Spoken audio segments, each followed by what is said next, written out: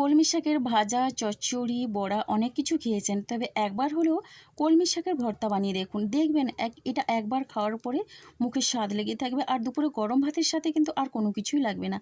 তো নমস্কার বন্ধুরা, মনীষা জানা কুকিং অ্যান্ড ব্লগ চ্যানেলে সবাইকে স্বাগত। প্রতিদিনের মতো চলে এলাম আবার একটা রেসিপি নিয়ে। আশা করি আপনাদের ভীষণ ভালো লাগবে। তো এখানে দেখুন, এক আঁটি পরিমাণে নিয়েছি কলমি শাক, আর কলমি শাকটাকে বেশ ভালোভাবে বেছে ধুয়ে পরিষ্কার করে নিয়েছি। এখন আমি কলমি শাকটাকে কুচি কুচি করে কেটে নিচ্ছি। এখানে কিন্তু আমার যতটা পরিমাণে লাগবে আমি নিয়ে নিয়েছি কলমি শাক। আপনারা চাইলে কিন্তু এর থেকে বেশি কিংবা এর থেকে কমও নিতে পারেন। এখন দেখুন, কলমি শাক খুব সুন্দরভাবেই আমি কেটে নিয়েছি। এবারে আমি কলমি শাক তুলে নেব একটা বাটির মধ্যে। আর আমি কিন্তু এই শাক আর ধোবো না, যেহেতু আমি কাটার আগে ধুয়ে নিয়েছিলাম। এবারে দেখুন, কলমি শাক ভর্তার জন্য এখানে আমার লাগছে দেখুন পেঁয়াজ। তো একটা বড় সাইজের পেঁয়াজ এভাবে কেটে নিয়েছি। আর এখানে 12টার মতো রসুনের কোয়া নিয়েছি, 5টা শুকনো লঙ্কা আর বেশ কয়েকটা কাঁচা লঙ্কা। এবারে গ্যাসে কড়াই বসিয়ে দিয়েছি। এখন কড়াইয়ের মধ্যে শাকটা দিয়ে দিলাম। তো বন্ধুরা, শাকের মধ্যে কিন্তু প্রথমেই আমি তেল দিলাম না। শাকটাকে এইভাবে মিডিয়াম ফ্লেমে রেখে কিছু সময় ধরে নাড়াচাড়া করে নিলাম। তো দেখুন, এখানে আমি একটা ঢাকনা চাপা দিয়ে দিলাম, আর ঢাকনা দিয়ে এখানে 3 থেকে 4 মিনিটের মতো লো ফ্লেমে হতে দিয়েছিলাম। এতে করে কিন্তু শাকটা অনেকটা পরিমাণে কমে যায় আর নরমও হয়ে যায়। দেখুন, এখন ঢাকনাটা খুলে একটু নাড়াচাড়া করে নিচ্ছি। এখানে কিন্তু কোনো রকমে আমি জলের ব্যবহার করব না।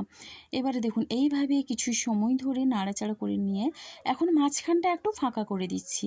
এবারে দেখুন, অল্প পরিমাণে তেল দিয়ে দিচ্ছি, মানে 1 চামচের মতো তেল দিয়ে দিলাম। আর তেলটা দিয়ে এখানে দিয়ে দিচ্ছি গোটা জিরে 1/2 চামচের মতো। তো গোটা জিরে দিয়ে এখানে জিরেটাকে একটু ভাজা ভাজা করে নিতে হবে। এখানে কিন্তু এই ভর্তার জন্য আমি কোনো রকমের কালো জিরের ব্যবহার করব না।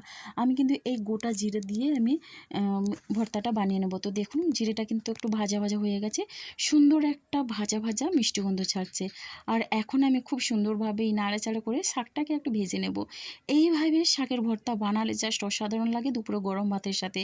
যারা কলমি শাক একেবারে অপছন্দ করে তারাও কিন্তু এই ভর্তাটা পেয়ে একেবারে 1 থালা ভাত খেয়ে নেবে। তো দেখুন, এবারে এখানে দিয়ে দিচ্ছি লবণ স্বাদ অনুসারে, আর লবণটা দিয়ে বেশ ভালোভাবেই আমি মিশিয়ে নেব। কলমি শাকের এই ভর্তাটা একবার বানিয়ে দেখুন বন্ধুরা, দেখবেন দুপুরে গরম ভাতের সাথে আর কিছু লাগবে না। আর এখন খুব সুন্দরভাবেই নাড়াচাড়া করে লবণটা দিয়ে শাকটাকে কিন্তু একটু ভাজা ভাজা করে নিয়েছি। এবার আমি একটু ঢাকনা চাপা দিয়ে দিলাম। ঢাকনা চাপা দিয়ে আরও 1.5 থেকে 2 মিনিটের মতো শাকটাকে একটু ভাজা ভাজা করে নেব। এতে কিন্তু শাকের মধ্যে লবণটা বেশ ভালোভাবেই ঢুকবে। তো দেখুন, এখন নাড়াচাড়া করে নিচ্ছি। শাকটাকে এবারে আমি তুলে নেব। কলমি শাকের ভর্তা আপনারা অনেকেই অনেক রকমভাবে বানিয়েছেন, তবে আজকে আমি যেভাবে বানাচ্ছি এইভাবে একবার হলে বানিয়ে দেখতে পারেন। তো এখন দেখুন, শাকটা তুলে নিয়ে কড়াইটা ধুয়ে আবারও গ্যাসে বসিয়ে দিয়েছি। এবার কড়াইয়ের মধ্যে দিয়ে দিচ্ছি অনেকটা পরিমাণে সর্ষের তেল। তেলটা গরম হয়ে গেলে প্রথমে শুকনো লঙ্কাগুলো ভেজে নেব। তো একটু ঝাল ঝাল হলে এই ভর্তাটা ভীষণই ভালো লাগে। তবে আপনারা যদি বেশি ঝাল খেতে না পারেন, তাহলে কিন্তু শুকনো লঙ্কা বা কাঁচা লঙ্কার পরিমাণটা কমিয়ে দেবেন আপনাদের প্রয়োজন মতো। এবার এখান থেকে আমি 3টে লঙ্কা তুলে নিয়ে 2টো লঙ্কা রেখেছি। এবার আমি এখানে কাঁচা লঙ্কা দিয়ে দিলাম। কাঁচা লঙ্কা দিয়ে দিচ্ছি এবারে আমি রসুনের কোয়াগুলো। আর এখন আমি বেশ ভালোভাবে নাড়াচাড়া করে ভেজে নেব। রসুনটাকে কিন্তু প্রথমে একটু লাল করে ভেজে নিতে হবে। আমি এখানে গোটা রসুনের ব্যবহার করছি। আপনারা চাইলে কিন্তু রসুন একটু থেতোও করে দিতে পারেন। তো দেখুন, এখানে কিন্তু রসুন কাঁচা লঙ্কা খুব সুন্দরভাবে ভাজা ভাজা হয়ে গেছে। এখান থেকে বেশ কয়েক কোয়া রসুন আর কাঁচা লঙ্কা আমি তুলে নেব। তো দেখুন, এরপরে এখানে আমি দিয়ে দিচ্ছি পেঁয়াজ কুচি। তো আগের থেকে যে পেঁয়াজ কুচি করে রেখেছিলাম সেটা দিয়ে দিচ্ছি। তো তার আগে রসুনটাকে খুন্তি দিয়ে একটু এইভাবে কেটে কেটে দিচ্ছি। তো দেখুন বন্ধুরা, এই রসুনের দানাগুলো মুখে পড়লে জাস্ট অসাধারণ লাগবে। এবারে দিয়ে দিলাম পেঁয়াজ কুচি দিয়েও বেশ ভালোভাবে নাড়াচাড়া করে আমি মিশিয়ে নেব। পেঁয়াজটাকে কিন্তু লাল লাল করে ভেজে নিতে হবে। যে কোনো ভর্তাতে কিন্তু অবশ্যই পেঁয়াজটাকে একটু লাল লাল করে ভেজে নিতে হয়, তাহলে কিন্তু ভর্তার স্বাদটা অসাধারণ হয়। তো দেখুন বন্ধুরা, এইভাবে এখানে মিডিয়াম ফ্লেমে রেখে 3 থেকে 4 মিনিটের মতো আমি নাড়াচাড়া করে পেঁয়াজটাকে কিন্তু এইভাবে হালকা লাল করে ভেজে নিয়েছি। তো দেখুন বন্ধুরা, গ্যাসের ফ্লেমটা একেবারে আমি লোতে রেখে দিলাম। তো পেঁয়াজটা একটু ভাজা হতে থাক, ততক্ষণে আমি শাকটা বেটে নেব। তো দেখুন, এখন আমি একটা নিয়েছি মিক্সি জারের মধ্যে দিয়ে শাকটা বেটে নিচ্ছি। আপনারা চাইলে কিন্তু শিলপাটায়ও শাকটা বেটে নিতে পারেন। শাকটা কিন্তু আমার এখানে বাটা হয়ে গেছে। আর দেখুন, শাকটাকে একেবারে মিহি করে একটু দানা দানা করে রেখেছি। এবারে দেখুন আমি পেঁয়াজটাকে এখানে নাড়াচাড়া করে ভেজে নিয়েছি। পেঁয়াজটা কিন্তু এইভাবে লাল করে ভেজে নিতে হবে।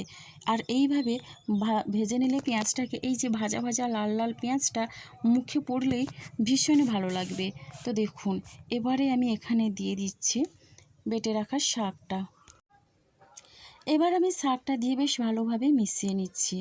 রেসিপিটা ভালো লাগলে লাইক, কমেন্ট, শেয়ার এবং সাবস্ক্রাইব করে আমার পাশে থাকবেন। আর হ্যাঁ, বন্ধুবান্ধবের মধ্যে বেশি বেশি করে শেয়ার করে দেবেন। গ্যাসের ফ্লেমটা এখানে মিডিয়ামে রেখে অনবরত নাড়াচাড়া করে কিন্তু এই ভর্তাটা বানিয়ে নিতে হবে। এইরকম লোভনীয় ভর্তা বন্ধুরা যে কেউ একবার খাওয়ার পরে কিন্তু বারবার অনুরোধ করবে এইভাবে ভর্তা বানানোর জন্য।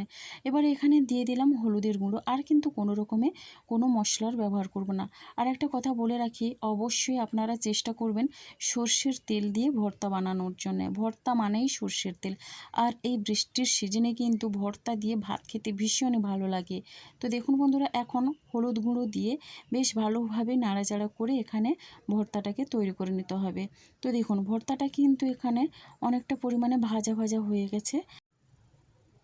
তো দেখুন এখানে কিন্তু এই ভর্তাটা একটু টেস্টি করার জন্য দিয়ে দিয়েছি নামানোর আগে 1 চামচ পরিমাণে সর্ষের তেল।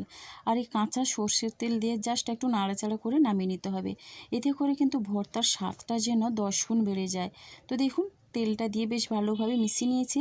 এবার কিন্তু আমি পরিবেশনের জন্য একটা প্লেটের মধ্যে নিয়ে নিয়েছি। দেখে বুঝতে পারছেন বন্ধুরা ভর্তাটা কতটা লোভনীয় হয়েছে। এই রকম ভর্তা থাকলে আর কিন্তু দুপুরে গরম ভাতের সাথে কোনো কিছুর প্রয়োজন হবে না, শুধু এটা দিয়ে সমস্ত ভাত খেয়ে নিতে পারবে। আর দেখলেন তো কত তাড়াতাড়ি ঝটপট কিন্তু তৈরি হয়ে গেল এই ভর্তাটা। ভর্তা বানাতে কিন্তু বেশি সময় লাগে না। তো ভর্তা বানাতে কিন্তু বেশি সময় লাগে না, ঝটপট কয়েক মিনিটের মধ্যে তৈরি হয়ে যায়। তাহলে বন্ধুরা আজকের রেসিপিটা আমার এই পর্যন্ত।